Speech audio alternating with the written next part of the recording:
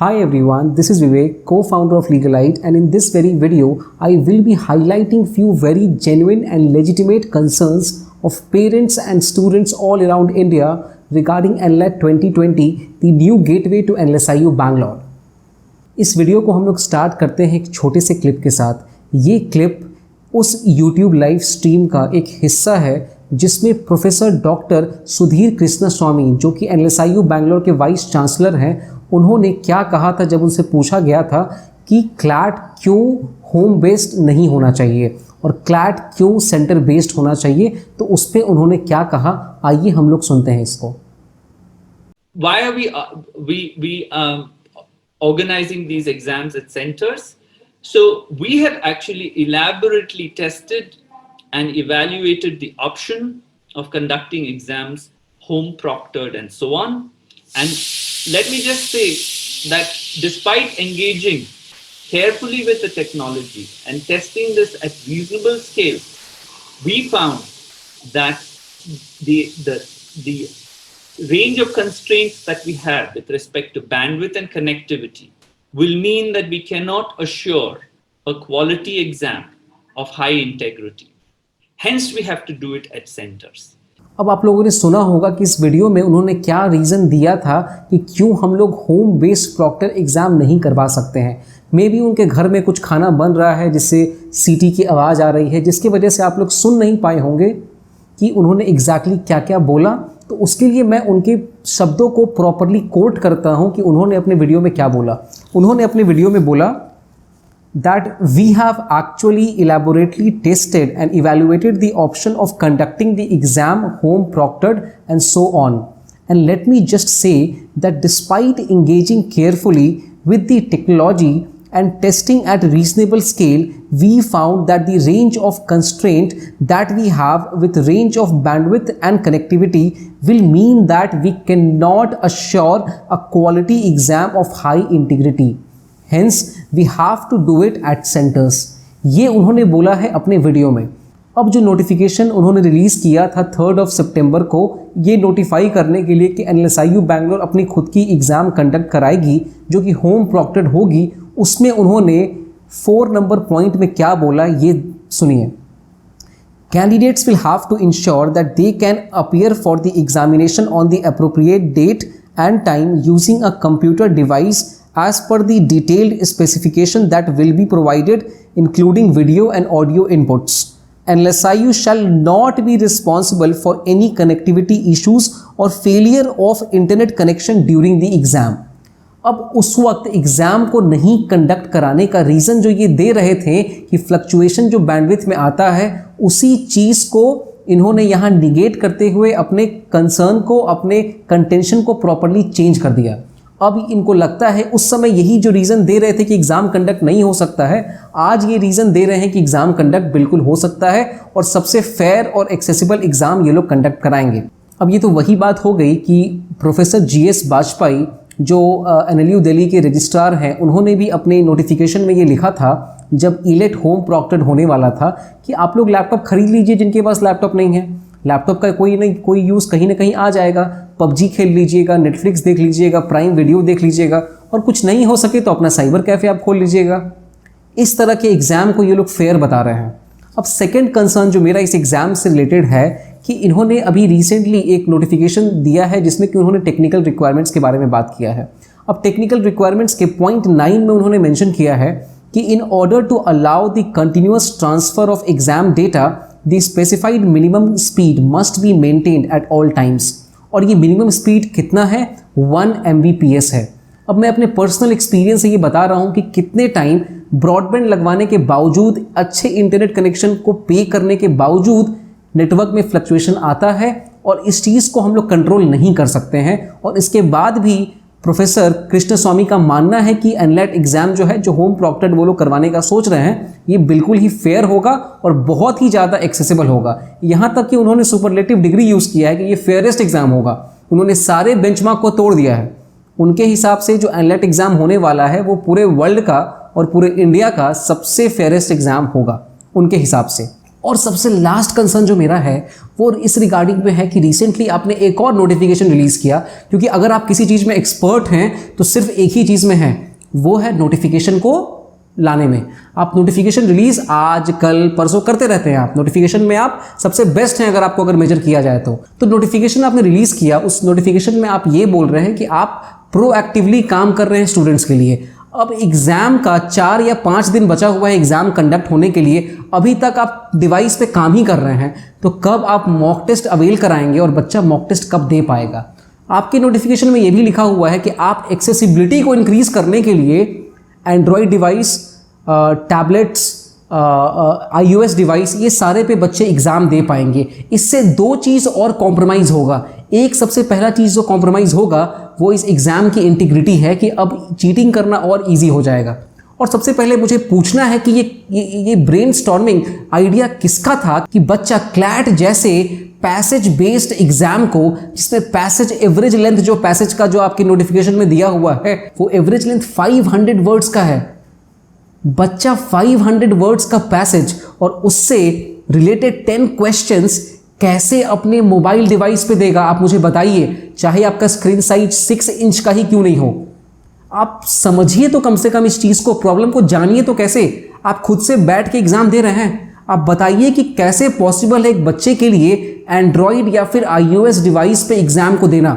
आप बताइए कैसे बच्चा पैसेज पढ़ेगा, दोबारा पैसेज को रिविजिट करेगा, वो भी 45 मिनट्स का एग्जाम है, प्लस रिस्ट्रिक्शन है कि अनआंसर्ड क्वेश्चन में भी मार्क्स कटेगा, जो रॉन्ग आंसर होगा उसमें भी मार्क्स कटेगा। नेक्स्ट क्लिक करने के बाद बच्चा आगे नहीं जा सकता है। बच्चे को प्रॉपरली अपना फोन नो डिस्टर्ब मोड में रखना पड़ेगा। कोई नोटिफिकेशन आ गया, कोई कॉल आ गया, क्या करेगा बच्चा? आप क्या चाहते हैं और कितना और परेशान कीजिएगा। और सबसे लास्ट कंसर्न जो मेरा है वो इस रिगार्डिंग में है कि रिसेंटली आपने एक और नोटिफिकेशन रिलीज़ किया, क्योंकि अगर आप किसी चीज़ में एक्सपर्ट हैं तो सिर्फ एक ही चीज़ में है, वो है नोटिफिकेशन को लाने में। आप नोटिफिकेशन रिलीज़ आज कल परसों करते रहते हैं, आप नोटिफिकेशन में आप सबसे बेस्ट हैं अगर मेजर किया जाए तो नोटिफिकेशन के लिए नोटिफिकेशन आपने रिलीज़ किया, उस नोटिफिकेशन में आप ये बोल रहे हैं कि आप प्रोएक्टिवली काम कर रहे हैं स्टूडेंट्स के लिए। अब एग्ज़ाम का 4 या 5 दिन बचा हुआ है एग्ज़ाम कंडक्ट होने के लिए, अभी तक आप डिवाइस पे काम ही कर रहे हैं, तो कब आप मॉक टेस्ट अवेल कराएंगे और बच्चा मॉक टेस्ट कब दे पाएगा? आपके नोटिफिकेशन में ये भी लिखा हुआ है कि आप एक्सेसिबिलिटी को इंक्रीज़ करने के लिए Android device, tablets, iOS device, ये सारे पे बच्चे एग्ज़ाम दे पाएंगे। इससे 2 चीज़ और कॉम्प्रोमाइज़ होगा। एक सबसे पहला चीज़ जो कॉम्प्रोमाइज़ होगा वो इस एग्ज़ाम की इंटीग्रिटी है कि अब चीटिंग करना और इजी हो जाएगा। और सबसे पहले मुझे पूछना है कि ये ब्रेनस्टॉर्मिंग आइडिया किसका था कि बच्चा क्लैट जैसे पैसेज बेस्ड एग्जाम को, जिसमें पैसेज एवरेज लेंथ, जो पैसेज का जो आपकी नोटिफिकेशन में दिया हुआ है वो एवरेज लेंथ 500 वर्ड्स का है। बच्चा 500 वर्ड्स का पैसेज और उससे रिलेटेड 10 क्वेश्चंस कैसे अपने मोबाइल डिवाइस पे देगा? आप मुझे बताइए, चाहे आपका स्क्रीन साइज 6 इंच का ही क्यों नहीं हो। आप समझिए तो कम से कम इस चीज़ को, प्रॉब्लम को जानिए तो कैसे। आप खुद से बैठ के एग्ज़ाम दे रहे हैं, आप बताइए कि कैसे पॉसिबल है एक बच्चे के लिए एंड्रॉयड या फिर iOS डिवाइस पे एग्ज़ाम को देना। आप बताइए कैसे बच्चा पैसेज पढ़ेगा, दोबारा पैसेज को रिविजिट करेगा, वो भी 45 मिनट्स का एग्जाम है, प्लस रिस्ट्रिक्शन है कि अनआंसर्ड क्वेश्चन में भी मार्क्स कटेगा, जो रॉन्ग आंसर होगा उसमें भी मार्क्स कटेगा। नेक्स्ट क्लिक करने के बाद बच्चा आगे नहीं जा सकता है। बच्चे को प्रॉपरली अपना फोन नो डिस्टर्ब मोड में रखना पड़ेगा। कोई नोटिफिकेशन आ गया, कोई कॉल आ गया, क्या करेगा बच्चा? आप क्या चाहते हैं और कितना और परेशान कीजिएगा। अब मेरे हिसाब से तो ये एग्ज़ाम ना ही फेयर है ना ही एक्सेसिबल है। यहाँ तक कि नेशनल सर्वे के भी हिसाब से सिर्फ 12.5 ऐसे हाउस होल्ड्स जिसमें स्टूडेंट्स हैं उसमें इंटरनेट की अवेलेबिलिटी है, बाकी घरों में नहीं है इसकी अवेलेबिलिटी। और दूसरी बात ये है कि आप AI plus human proctored exam आप मोबाइल से या फिर टैबलेट से नहीं दे सकते हैं। आपको प्रॉपरली PC चाहिए, नहीं तो आपको प्रॉपरली लैपटॉप चाहिए। और जैसा कि GS वाजपेयी ने बताया ही है कि नहीं, लैपटॉप कहीं से खरीद लीजिए, कुछ नहीं होगा तो EMI कर लीजिए, अपने घर को लोन पे दे दीजिए, पापा को बोलिए कि आप कहीं से कर्ज ले लें, कर्ज लेके कैसे भी एग्ज़ाम देना ज़रूरी है। एग्ज़ाम देने के लिए भी पैसा कर्ज पे लीजिए, इतना हाई प्राइस है, आर्बिट्ररी है ये प्राइस। दूसरा, जो डिवाइस खरीदना है एग्जाम को एक्सेस करने के लिए, उसके लिए भी आप कहीं से पैसा जुगाड़ कीजिए और उसके बाद तो लोन आपको लेना ही है यहाँ पे 5 साल की पढ़ाई करने के लिए, ये तो फिक्स ही है। अब दूसरा मेरा सबसे बड़ा कंसर्न ये है कि इस तरह के एग्जाम को फेयर और एक्सेसिबल कैसे बोलते हो। मेरे हिसाब से ये एग्जाम एलाइटिस्ट है और आर्बिट्ररी है। ये सिर्फ उन्हीं लोगों को फेवर करता है जिनके पास रिसोर्सेज हैं कि जब चाहें जो चाहें वो अवेल अपने सर्विसेज करा सकते हैं। सबके पास ब्रॉडबैंड नहीं होता है, अभी भी बहुत सारा ऐसा जगह है जहाँ की ब्रॉडबैंड क्या, एक अच्छा स्टेबल इंटरनेट कनेक्शन अभी भी नहीं मिला है। नाम के लिए हमारे कंट्री में 4G है, लेकिन अभी भी जो 3G स्पीड है वो भी नहीं मिलता है हमारे कंट्री में।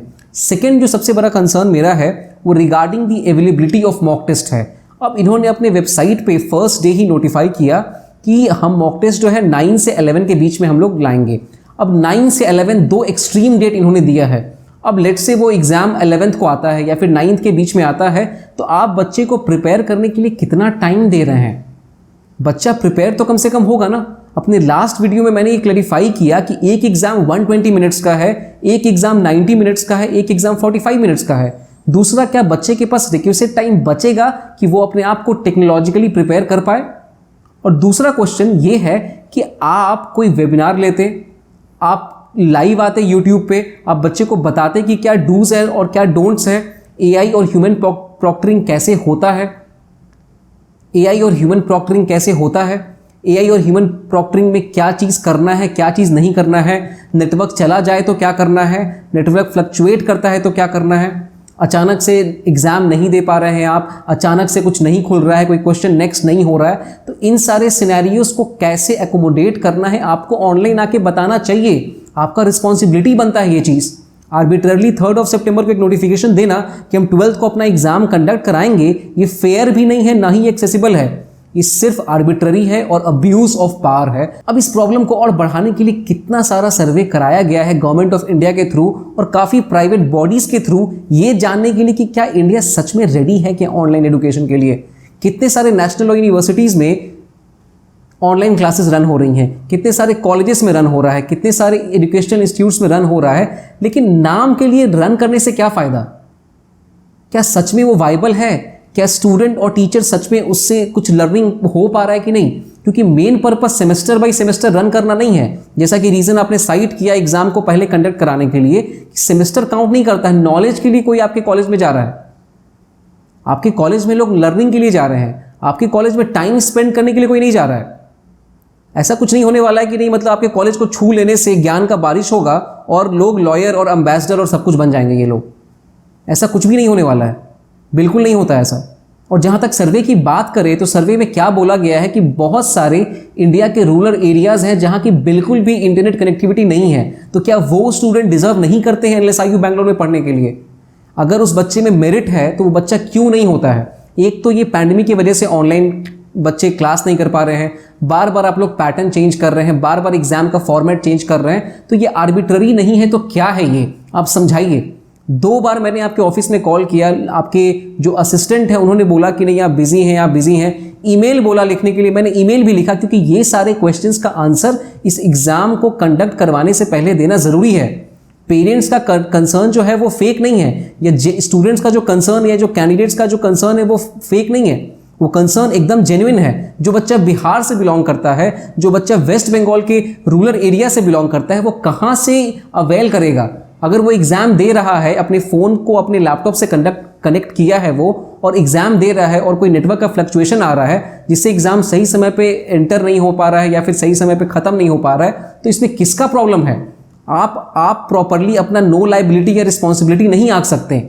ये प्रॉपरली मेरे हिसाब से काफ़ी एलाइटिस्ट वे है किसी एग्ज़ाम को कंडक्ट कराने का, और ये बिल्कुल भी स्टूडेंट्स के इंटरेस्ट में नहीं है, जो कि आपके हर नोटिफिकेशन में 5 बार लिखा होता है कि स्टूडेंट के इंटरेस्ट में कर रहे हैं, स्टूडेंट के इंटरेस्ट में कर रहे हैं। बिल्कुल नहीं है।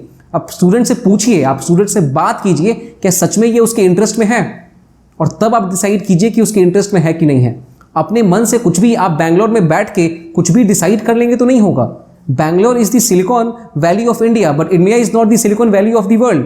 That is something you need to understand, the digital divide in India. आपकी एजुकेशन एक सर्टेन टाइम तक इंडिया में हुई है, बाकी टाइम में बाहर रहे हैं, तो इंडिया के लोगों के कंसर्न को आप कैसे समझेंगे? और क्योंकि आप कंसर्न को नहीं समझ रहे हैं इसलिए आप आर्बिट्ररली कुछ भी कर देंगे और बिना ये समझे हुए और ये जाने हुए कि उस चीज़ का किसके ऊपर क्या कॉन्सिक्वेंस हो रहा है, तो ये बिल्कुल बहुत ही इर्रिस्पॉन्सिबल है आपके बिहाफ पे। मेरा थर्ड कंसर्न जो इस एग्ज़ाम के बारे में है वो एग्ज़ाम के टाइमिंग के बारे में है। अब let's say CLAT normally 3 to 5 के बीच में कंडक्ट होता था 2019 तक। इस बार आपने टाइम चेंज किया, इस बार आपने टाइम बताया कि एग्ज़ाम 2 से 4 के बीच में होगा। तो चलो भाई, एग्ज़ाम का जब नोटिफिकेशन आया तभी ये चीज़ क्लियर था और तभी ये चीज़ डिसाइडेड था कि 2 से 4 के बीच में एग्ज़ाम होगा। आपके एग्ज़ाम में आज 7 सितंबर है, आज तक ये बात क्लियर नहीं हो पाया और किसी भी मीडियम से आपने कम्युनिकेट नहीं किया है कि एग्ज़ाम का टाइमिंग होगा तो क्या होगा। अब आपके लिए टाइमिंग मैटर नहीं करता है, आप कभी भी नोटिफिकेशन ले आएंगे और बच्चों को आप मजबूर हो जाएंगे, फोर्स कर देंगे कि नहीं उस टाइमिंग को उनको मतलब करना है, नहीं दोगे, नहीं टाइमिंग फॉलो करोगे, एग्जाम नहीं दोगे। अब आपके हिसाब से तो इंडिया चलती नहीं है, न आपके हिसाब से स्टूडेंट का माइंड या बॉडी चलता है। अब लेट से इमेजिन करते हैं कि आपने अपने एग्जाम का टाइमिंग सुबह 9 से 9:45 रख दिया। अब एक बच्चा जो कि रात भर पढ़ता है और जिसका हैबिट हो चुका है, जिसने हैबिट डेवलप कर लिया है इस लॉकडाउन के थ्रू कि वो 9 रात में पढ़ेगा और सुबह थोड़े लेट से वो उठेगा, तो उसको अपने बायोलॉजिकल क्लॉक को फिट करने का तो टाइम दो आप। ये जेन्युइन सा प्रॉब्लम है ना कि आपका एक टाइम टेबल बन गया है कि इस टाइम पे आप सोते हैं, इस टाइम पे आप उठते हैं, तो ये आपकी प्रोडक्टिविटी को अफेक्ट करता है। एक सर्टेन टाइम पे अगर आपका हैबिट है उठने का, उससे पहले अगर आप उठते हो तो आपकी प्रोडक्टिविटी को मतलब वो अफेक्ट करता है, आप प्रॉपरली परफॉर्म नहीं कर पाते हो। तो हो सकता है कोई बच्चा प्रॉपरली काफ़ी इंटेलिजेंट हो, काफ़ी क्वालिफाइड हो, मेरिट रखता हो इस एग्ज़ाम को क्वालिफाई करने का, सिर्फ और सिर्फ आपके नेग्लिजेंस की वजह से वो उस दिन अच्छा क्वालिफाई नहीं कर पाएगा, क्योंकि आपने टाइम टेबल तक मतलब इतना इनडिसिसिव डिसीजन है आपका कि अभी तक आप लोग को यही नहीं पता कि कितने टाइम पे एग्ज़ाम कराना है। आपके इनिशियल नोटिफिकेशन के साथ ही ये मिनिमम चीज़ है जो कि एक स्टूडेंट और एक पेरेंट एक्सपेक्ट करता है कि आप उसे बताएं, फिर भी आपने ये चीज़ नहीं बताया। नेक्स्ट इशू जो मेरा है वो पीजी, पोस्ट ग्रेजुएट और एलएलएम स्टूडेंट्स के कंसर्न में है। अब मैं रीड करना चाहता हूं कि आपने एग्जैक्टली अपने 7 जुलाई वाले यूट्यूब वीडियो में क्या बोला था जब आपसे क्वेश्चन पूछा गया था कि किसी बच्चे के पास अगर क्लास 12th का मार्कशीट नहीं होगा तो कैसे होगा, कैसे डिसाइड होगा उसका एलिजिबिलिटी, कैसे एडमिशन में प्रॉब्लम आएगा नहीं आएगा, क्या होगा। तो इस पर मैं एग्जैक्टली कोट कर रहा हूं सर कि आपने क्या बोला था। तो आपने कहा था कि consortium of NLU conducts the CLAT exam, announces the results and leaves it to individual universities to make admission decisions. Different universities will develop different approaches to how they will make admissions in the absence of class 12 marks. Protocol would be developed by individual national law universities. अब तो आप consortium के साथ नहीं हैं, आपने press release कर दिया, कंसोर्टियम ने भी प्रेस रिलीज कर दिया, तो आपकी स्टैंडिंग अभी एक इंडिविजुअल नेशनल लॉ यूनिवर्सिटी की है। तो आप मुझे ये बात क्लियर करें कि आपने जो डेट्स इंडिकेट किया है कि किस डेट में क्या होना है, उस डेट में आपके हिसाब से 18 सितंबर से आपका सेमेस्टर स्टार्ट हो जाएगा फर्स्ट ईयर स्टूडेंट्स के लिए और एलएलएम स्टूडेंट्स के लिए। अब वो एलएलएम स्टूडेंट जो कि प्रॉपरली किसी भी लॉ यूनिवर्सिटी में फाइनल ईयर स्टूडेंट है, जिसका एग्ज़ाम अभी तक कंडक्ट नहीं हुआ है, जो बच्चा अभी 30th को मतलब एंड ऑफ सितंबर में या फिर फर्स्ट वीक ऑफ अक्टूबर में एग्ज़ाम देने वाला है अपने फाइनल ईयर का, उस बच्चे का क्या वो बच्चा इस एग्ज़ाम के लिए एलिजिबल है? क्या वो बच्चा 18th को एडमिशन लेके आपके यहाँ पढ़ाई स्टार्ट करेगा या फिर वो बच्चा अपने एग्ज़ाम के लिए पढ़ेगा? और ये सिचुएशन उसकी गलती नहीं है, ये सिचुएशन एक एक्स्ट्राऑर्डिनरी सिचुएशन है जो कि कोविड-19 की वजह से आया है। तो आप ही के लैंग्वेज में एक्स्ट्राऑर्डिनरी सिचुएशन के लिए एक्स्ट्राऑर्डिनरी सॉल्यूशन चाहिए। तो हम लोग एक्सपेक्ट कर रहे हैं कि आप एक वीडियो में आएंगे और बताएंगे कि आपके हिसाब से एक्स्ट्राऑर्डिनरी सॉल्यूशन क्या है। बस मैं इतना जानता हूं कि मतलब जो भी सॉल्यूशन आपके साइड से आप दोगे वो आपके कुकर के सीटी के इतना सिंपल नहीं होगा, कुछ ना कुछ आपको सोचना पड़ेगा। एकदम चिल्ड आउट होके जो आप प्रॉपरली बोलते हो और कुछ भी कर देते हो, तो ये आपको समझना पड़ेगा कि आप जो नोटिफाई करते हो, आप जो बोलते हो, उससे एक स्टूडेंट की लाइफ, एक स्टूडेंट के कैरियर को और अगले 5 साल को वो कैसे इफेक्ट करेगा। हो सकता है कोई बच्चा प्रॉपरली प्रिपेयर कर रहा होगा कि LSIU बैंगलोर से मैं अपना LM कंप्लीट करूंगा। उस बच्चे के कैरियर के बारे में आप क्या बोलना चाहते हैं? क्या उसको एग्जाम में बैठना चाहिए, नहीं बैठना चाहिए, क्या सिस्टम है? क्योंकि ये उसकी गलती बिल्कुल भी नहीं है कि वो एग्जाम में अपीयर नहीं हो पा रहा है। ये प्रॉपरली कोविड-19 के सिचुएशन की वजह से ये चीज़ किया जा रहा है। तो आपको प्रॉपरली इसके बारे में आंसर करना चाहिए, कम्युनिकेट करना चाहिए कि भाई ये प्रॉब्लम अगर हो रहा है तो क्यों हो रहा है। नेक्स्ट कंसर्न जो मेरा है वो है ट्रांसपेरेंसी को लेके। अब आपने अपने नोटिफिकेशन में लिखा है कि आप कंसोलिडेटेड लिस्ट, मेरिट लिस्ट जो है वो आप बच्चों को अवेल नहीं कराएंगे। क्यों अवेल आप नहीं कराएंगे? आपने कहा कि आप सिर्फ 3 चीज बच्चों को बताएंगे। एक कि उनका मेरिट रैंक क्या आया है, दूसरा कि उनका एग्रीगेट मार्क्स कितना उन्होंने स्कोर किया है, और तीसरा आप ये बताएंगे कि उनके कैटेगरी में जो लास्ट एडमिटेड स्टूडेंट है उसका एग्रीगेट मार्क्स कितना है।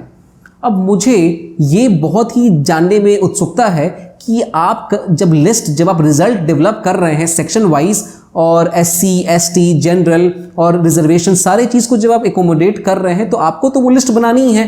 तो जब वो लिस्ट आप बना ही रहे हैं तो स्टूडेंट को अवेल करने में आपका क्या प्रॉब्लम है? What is the problem in availing the consolidated merit list for each and every individual category to students? क्या प्रॉब्लम है? NLU दिल्ली 2008 में स्टार्ट हुआ है। आप ही की तरह वो एक स्टैंड अलोन यूनिवर्सिटी है जो अपना एग्जाम खुद से स्टार्टिंग से करवाते आ रहा है, जिस तरह की उन्होंने इलेट किया, लेकिन उनका प्रॉपर्टी क्लियर था कि नहीं हम लोग स्टार्टिंग से अलग ही कराएंगे। आपकी तरह नहीं था कि मतलब कभी कुछ और करेंगे, आज कुछ और करेंगे, कल आपका मन किया कुछ और आप कर लें। तो ऐसा उन्होंने नहीं किया। और हर साल आप जाइए इलेट के वेबसाइट को आप चेक कीजिए, आप प्रॉपर्ली इंटरनेट पे देखिए, हर ईयर का consolidated all India merit list, general category merit list, SC, ST, properly Kashmiri immigrants, सारे का लिस्ट प्रॉपर्ली अवेलेबल है जिस भी ईयर का आपको देखना है। इसको बोलते हैं ट्रांसपेरेंसी। तो जब आप बोलते हैं कि आप बहुत ही ट्रांसपेरेंट और फेयर एग्जाम करवा रहे हैं तो मेरा ये क्वेश्चन है, आप गलत नहीं करेंगे, आप बहुत अच्छे हैं, बहुत ही अच्छी बात है।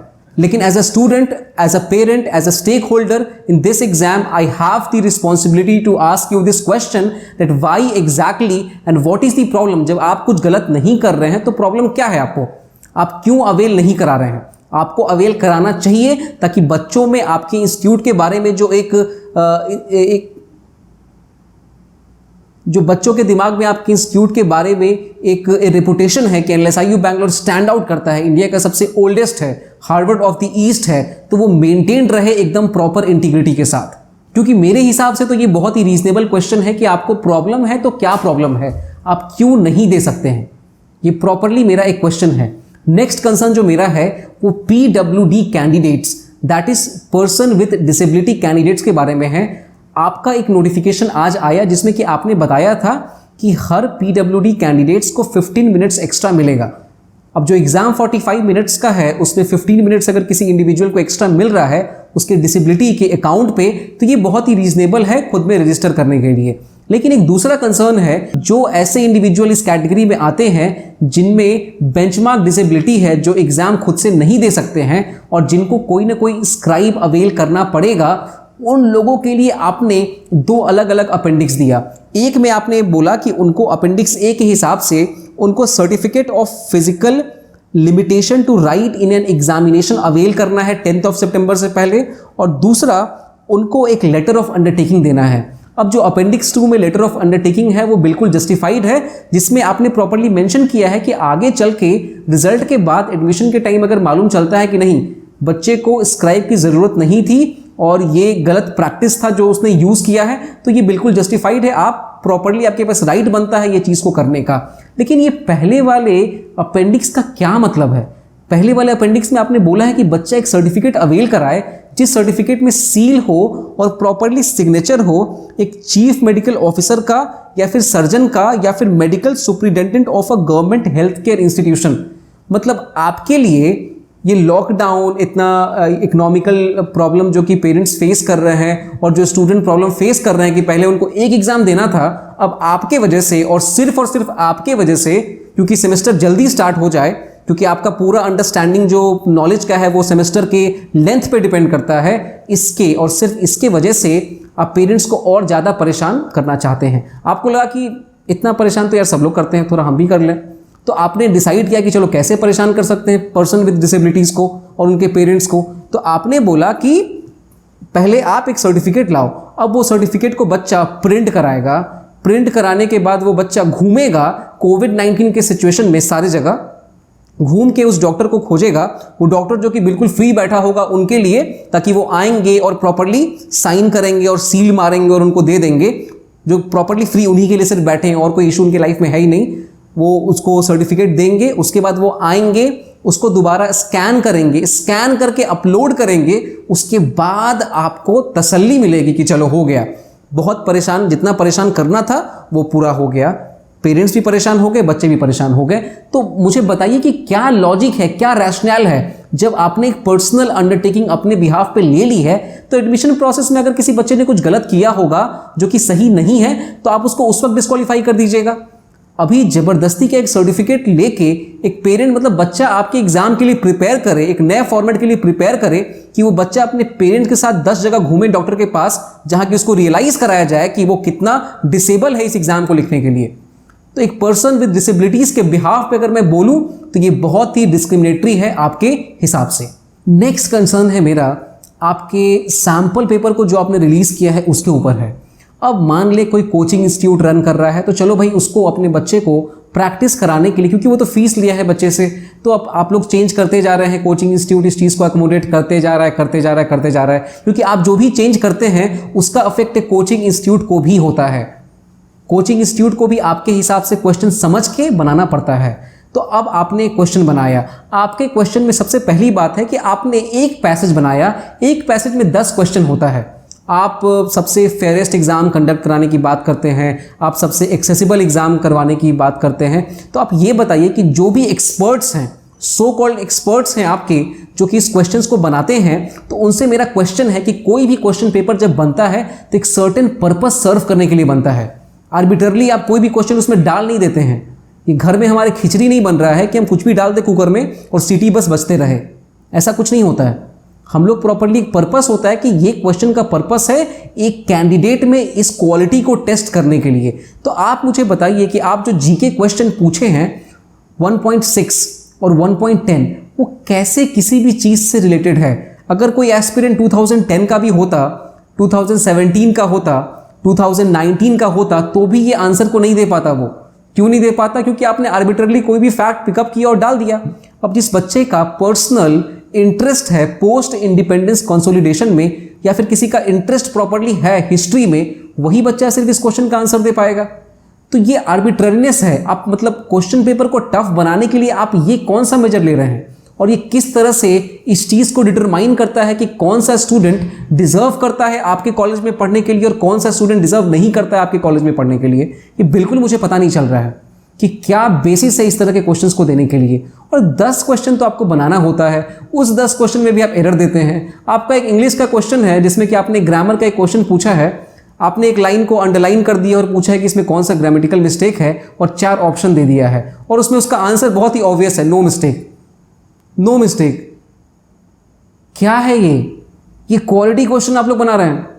क्वेश्चन नंबर 1.1 जो कि मैथ से, क्वांटिटेटिव टेक्निक से रिलेटेड है, उस क्वेश्चन का लैंग्वेज ही गलत है। उसमें क्वेश्चन होना चाहिए कि what would be the cost of maintaining the refugees till November 13th। तो आपका क्वेश्चन है कि what would be the cost per day, और सोल्यूशन आपने दिया है टिल नवंबर 13 का। तो ये तो बेसिक चीज आपसे एक्सपेक्ट करना है कि भाई कम से कम ये तो करो यार। आप एक अच्छे एग्जाम के, एक अच्छे नेशनल यूनिवर्सिटी के वाइस चांसलर हैं, तो आपसे किसी का भी एक रीजनेबल एक्सपेक्टेशन होगा कि आप जो भी चीज़ करते हैं अपने फील्ड में सब लोग उस चीज़ को फॉलो करेगा। आप जो भी चीज़ करते हैं वो एक प्रेसिडेंट सेट करते हैं आप। तो आपके हिसाब से इतनी इररिस्पॉन्सिबिलिटी बिल्कुल जस्टिफाइड नहीं है। नेक्स्ट क्वेश्चन मेरा है रिजर्वेशन के बिहाफ पे। कर्नाटका लेजिस्लेचर ने एक बिल पास किया जो कि एनएलएसआईयू अमेंडमेंट एक्ट 2020 था, जिसमें इन्होंने एनएलएसआईयू एक्ट 1986 जिसके थ्रू एनएलएसआईयू बैंगलोर को बनाया गया था उसको अमेंड किया। उसके सेक्शन 4 को अमेंड करके सब सेक्शन 3 इंसर्ट किया गया, जिसमें ये बोला गया कि यूनिवर्सिटी जो है वो properly 25% seats out of the total seats reserve कराएगा। किसके लिए? कर्नाटका स्टूडेंट्स के लिए। और बाद में एक्सप्लेनेशन में ये भी बताया गया है कि कर्नाटका स्टूडेंट्स किसको बोला जाता है। बिल्कुल सही, बिल्कुल justified. Around 19 national law university जो है स्टेट डोमिसाइल दे रही है, तो आप क्यों नहीं देंगे? तो ये बिल्कुल सही रिस्पॉन्स है, कोई दिक्कत यहाँ तक नहीं है। अब प्रॉब्लम क्या है कि उस 25 सीट्स को आपने जिस तरह से एकोमोडेट किया है, तो आपने क्या बोला कि एससी ऑफ कर्नाटका को वही फैसिलिटी मिलेगा जो कि नॉर्मल एक एससी को मिलता है जो कट ऑफ होगा, एसटी को भी सेम मिलेगा, और पीडब्ल्यूडी के लिए अलग से रिजर्वेशन होगा जिसमें कि उसको 5% सीट्स मिलेगा। अब जब जनरल कैटेगरी के बारे में बात करते हैं तो आपने बोला कि जो भी जनरल कैटेगरी स्टूडेंट्स हैं कर्नाटका के, उनको प्रॉपरली 5% कंसेशन मिलेगा किस चीज़ में, जनरल मेरिट कट ऑफ में। तो मैं एक क्वेश्चन पूछना चाहता हूं कि लेट्स से कि general merit cut off 60 marks है, तो इसके हिसाब से एक नॉर्मल कर्नाटका का जनरल कैटेगरी के स्टूडेंट को अगर 57, 58, 59 जो कि 5% of the merit cut off है वो अगर लाता है वो बच्चा, तो इस चीज़ के लिए क्वालिफाई कर जाएगा वो और उसको ये रिजर्वेशन और अवेल कर पाएगा वो। लेकिन अगर total number of Karnataka general category students who are sitting for this exam cannot avail this 5% concession that is given to them, so what will happen to the remaining seats? Who will get these remaining seats? Will you further give this, will you further extend the percentage of concession that you are giving to them? Will you give these seats to general category students of India? Will you give these seats to Karnataka students from SC category or Karnataka students from ST category? What is the clarification? What will happen to the distribution of seats? So that is something that an individual needs to know. Why they need to know? Because all of these students know that NLSIU Bangalore is the best national law university in India and they want to study there. When somebody starts their preparation for CLAT, there is only one goal in their head. That is they want to go to NLSIU Bangalore. So they must deserve to know that how exactly will these seats be distributed, right? Next concern that I have, that is regarding the fees. Now obviously 150 rupees is nothing or 125 rupees is nothing, but again it's a very reasonable question for me to ask that you are not doing any kind of kindness. Are you understanding? जो आप दिखाना चाह रहे हैं ना कि बहुत ही kind हैं और इतना सारा फीस लग रहा है, इतना सारा पैसा लग रहा है हर जगह, और उसके बावजूद भी आप सिर्फ एक मिनिमल कॉस्ट लिए हैं ताकि स्टूडेंट के लिए काफ़ी ज़्यादा एक्सेसिबल हो जाए, तो नहीं, ये गलती आपकी है। गलती ये आपकी है, स्टूडेंट की नहीं है। स्टूडेंट ने जब क्लैट का फॉर्म फिलअप किया था तब उन्हें मालूम नहीं था कि आप क्लैट से जुदा हो जाएंगे। उनको तब तक यही मालूम था कि NLSIU बैंगलोर क्लैट का ही पार्ट रहेगा। अब अचानक से आप कुछ भी इंट्रोड्यूस कर गए, आपके और उनके बीच में डिसएग्रीमेंट हुआ, उसका ये कॉन्सिक्वेंस है कि बच्चे को ये 150 रुपीज़ या 125 रुपीज़ जो भी एप्लीकेबल है उनके इंडिविजुअल केस में उनको देना पड़ रहा है। अब इसकी अकाउंटेबिलिटी कौन लेगा? आपको लगता नहीं कि कंसोर्टियम से आपको 150 या 125 रुपीज़ देना चाहिए? क्योंकि एक स्टूडेंट का और एक पेरेंट का रीजनेबल एक्सपेक्टेशन था कि when they will sit for CLAT, they are sitting for NLSIU Bangalore as well. Now since you decided that NLSIU Bangalore will not be a part of CLAT consortium, so why is this the problem of a student or a parent? They have to go through an entire process of uploading application form and everything just because of your disagreement with the CLAT consortium. So it is your failing, it is your indecisiveness, it's your lack of leadership that all these students of India who are aspiring for NLSIU Bangalore, they are suffering today.